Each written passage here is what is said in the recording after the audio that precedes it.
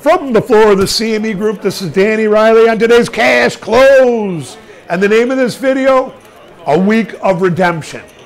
The high of the day in the S&P came in at 2031 even early in the day. The low came in at 1997 even just now.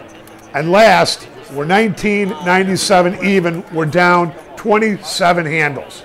Total volume, 2.3 million minis trade and 23,000 big S&Ps trade in the pit. I want to remind everybody a lot of that volume is coming from the S&P spread. Next, MOC, we had 1.3 billion to sell.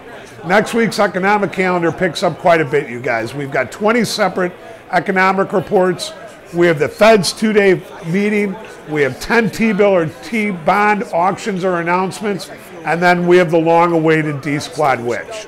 Monday's economic reports start out with the Empire State Mfg Survey, industrial production, the housing starts number, and the Treasury International Capital. Now look, it's been a rough week for the S&P, down almost 85 handles. But not only has it been a rough week for the S&P, 8.5 billion in stock was sold out of the mutual funds. It's one of the biggest weeks for redemptions in the last 7 weeks. Furthermore, the week itself has been the worst for the S&P since the beginning of this year, or in January. Now look, you know, I've always said if you wanted to know where the S&P is going, you follow the money.